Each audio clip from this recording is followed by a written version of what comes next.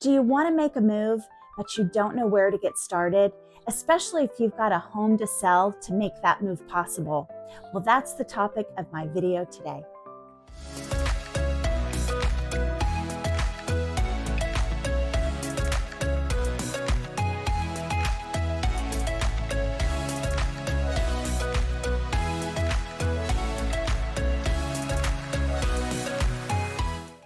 I'm so glad you tuned into this video today.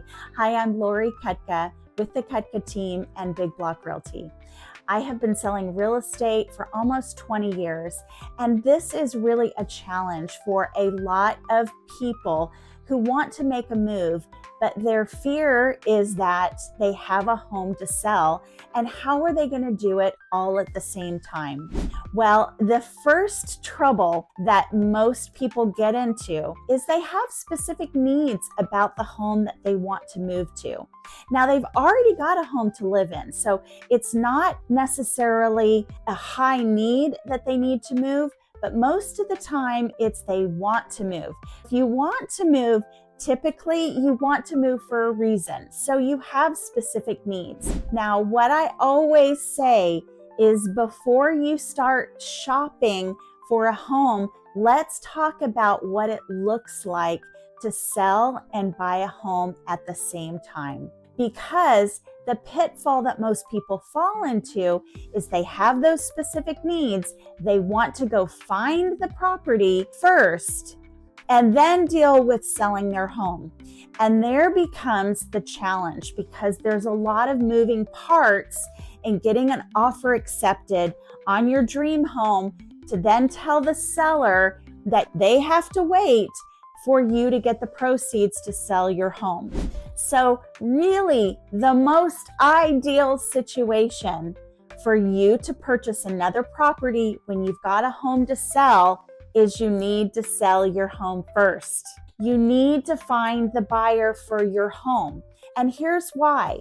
You may estimate what your proceeds, what your equity is, but you really don't know what your equity is going to be until you find the buyer of your home. When we can run the numbers, we know how much you owe, if you owe anything, and then we can tally what your estimated net is going to be from your sale. That then can be given to a lender, and then your lender can work your numbers accordingly. So then when you go to purchase a home or look for properties to purchase, you will know your financials, because the flip side is that you do an estimation of what you think you're going to get for your home. You find a home based on that estimation, and then all of a sudden your home sells for less, or maybe it's not worth what you think it is. You've already found your dream home, and then what does that lead to? It leads to disappointment.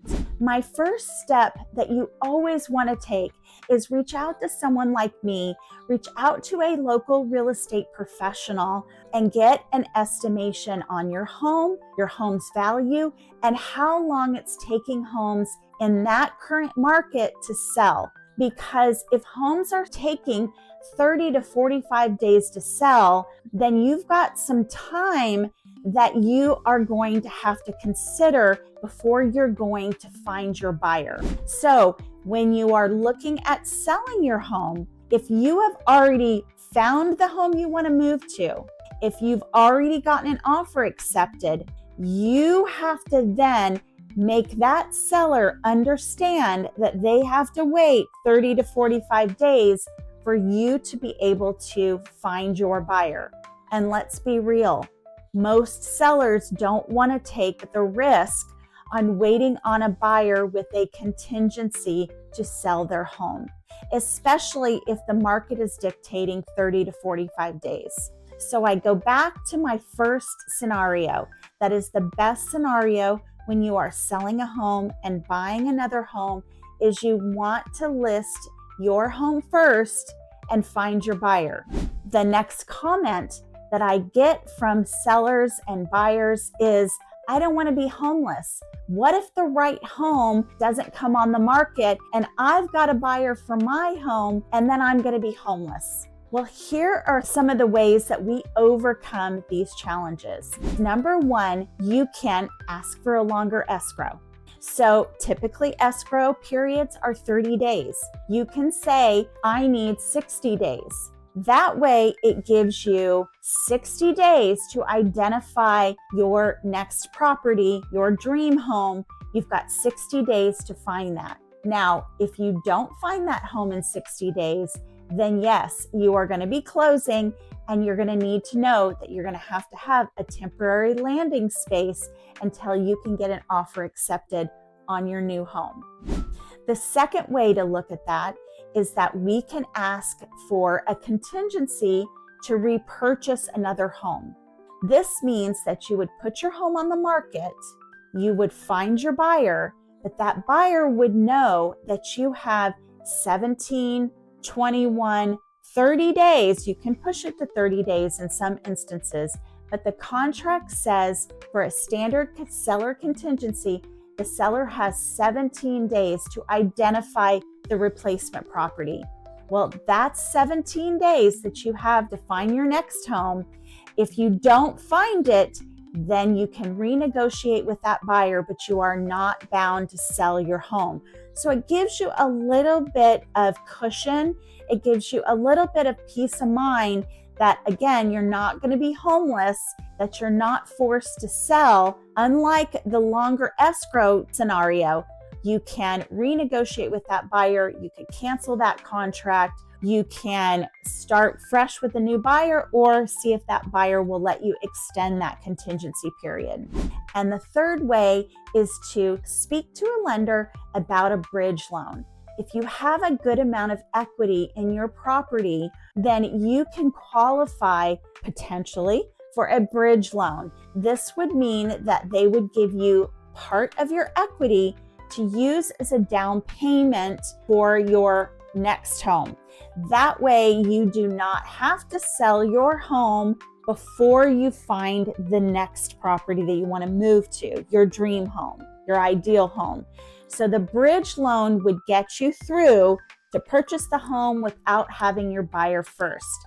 The challenges of the bridge loan is that there is a potential or a time period where you may be holding two properties. If you have not found the buyer of your current home in a certain amount of time before you've moved into your new home, then the bridge loan can be that you have two payments. It's not ideal for the financial aspect, but it may be the more comforting idea to know that you can find the specific home you want to move into, then you can sell your current home. And this sometimes works for people who maybe they work from home, they have a good amount of pets, or they have young children, and putting their home on the market while living there is challenging for showings, open house, things like that. So this can sometimes be a peace of mind to know that you can vacate your home, then sell it. So there are ways around the challenges or the scariness of selling a home and buying another. We just have to come up with the right solution that works for you, your temperament, your situation. Again, the ideal is don't find your dream home until we have talked about what your current home is worth and what it will sell for and how long listings are sitting on the market. Then we can talk about your options and see which one you want to choose and which one works for you. I know that was a lot of information. I hope I've made sense of it all. Please reach out to me directly if you have any questions. If you're interested in what's happening here in the Temecula Valley, I have a link below. Every week, we email all of our clients different events that are going on in the community, and we'd love to add you to that email list. Also, we want you to subscribe to our YouTube channel. I want you to see all of the videos that we're doing every week and tour all of our beautiful listings here in Southern California and the Temecula Valley. Thanks so much for watching, and tune again next week.